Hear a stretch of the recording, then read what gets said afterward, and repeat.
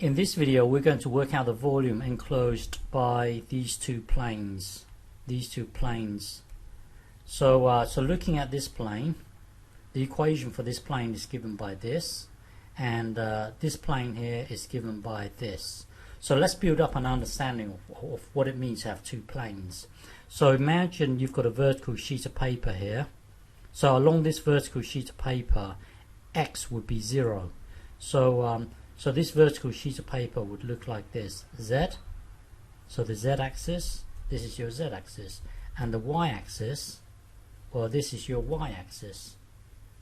So it will look like this. Well, rearrange this to make z the subject. So that would be 2 minus y 2z, and then divide both sides by 2, so z equals 1 minus a half y. So what that means is you've got an intercept of 1, and a gradient of negative a half means it's going downhill, so this must be 2. So what that means is well, this line here is this line here. So the intercept is 1, and the y-intercept will be 2. So far we know that it has a height of 1, and this is y equals 2 here. And now let's try and understand this plane here. Let's try and understand the plane y equals 0. So looking at this surface here, this line here will look like this. Hang on. So this is z, and this is x. So this is your x-axis, this is your x-axis. So rearrange this to make z the subject. So z equals 1 minus x. So what that means is 1, and because you've got a gradient of negative 1, so this must be 1 as well. So what that means is this has a height of 1, and this is also 1. So what we know so far is that this is 1, this is 1, this is 2. Okay, so you've got a rectangle here. So looking at this plane here, the absence of an x, so you've got y, z, the absence of an x would mean that anywhere along here you're going to get a trace along the x-axis. So you're moving along the plane here. You're on the plane here, and if you go straight across, it will be parallel to it will be parallel to the plane. So everything along here, you're going to get a trace along the x-axis, and the absence of a y means when you move in the y direction, everything you're moving along the plane here. So all these lines are parallel. So you're moving along the plane. So here you're moving along the plane. So to work out the volume, we need to build up our triple integral. So v equals the triple integral, and let's choose the easiest method. So let's move in the x direction first. So in the x direction, so you're moving along like this. You enter x equals 0, and then you leave this plane. You leave this plane. You leave this plane. So this will be dx. Let's do dx, dy, and dz. So this will be x equals something, x equals something.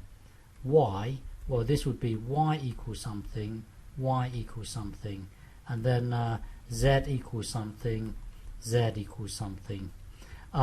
So earlier we said we're moving like this. We enter x equals 0, we enter x equals 0, and then we leave this surface. So we need it in terms of x. So rearrange this to make x a subject. So we actually leave at 1 minus z, and then so we're moving along here. We enter x equals 0, we leave the plane. We enter 0, and then we leave the plane. And now that we've taken care of the x, hang on, now that we've taken care of the x, this solid will lose one dimension. It will lose the x dimension. So the whole solid will collapse down to this 2D triangle here. It will collapse down to this 2D triangle here. So now that we've taken care of x, so we lose one dimension. Now we're looking at a 2D triangle here. So now we need to take care of, well, we need to move along y, the y-axis. So we're moving along the y-axis like this. We enter here, and then we leave the diagonal line. You can see, so we're moving along the, we're moving parallel to the y-axis. We enter y equals 0, and then we leave this line here. We enter y equals 0, and then we leave this diagonal line. What is this diagonal line here?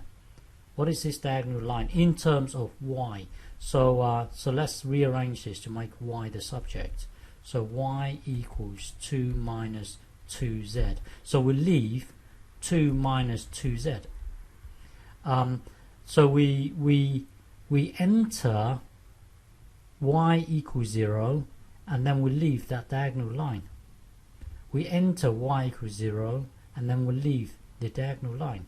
So now that we've taken care of the y, once we've taken care of the y, this 2D triangle will collapse, will lose one dimension, and it will collapse down to a 1D line. So hang on. So we were looking at this 2D triangle here. Now that we've taken care of the y, it will lose one dimension, the y dimension, and then this whole triangle will collapse down to this 1D line here. 1D line. So the 1D line, we are actually integrating from z equals 0, to a height of 1, So the whole volume is given by this triple integral. So the whole volume is given by this triple integral, which we've just worked out. So now it's just a matter of evaluating this. So looking at the inner integral, integrate this with respect to x. That would just give you x, because there's an invisible 1 here, from 0 to here, from 0 to here. So now put this into here, and then put 0 into here. That will then give us this thing here. And then we've got to integrate that with respect to,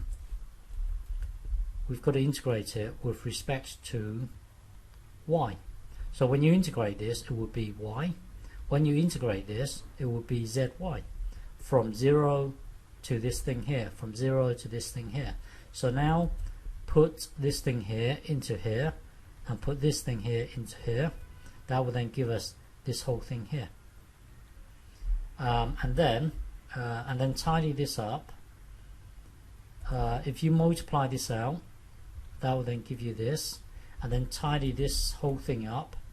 That will then give you this. So now we've got to integrate it with respect to z. So integrate it with respect to z. So integrate this with respect to z. Integrate this with respect to z. Integrate this with respect to z, from 0 to 1. So the whole volume is given by this. Okay.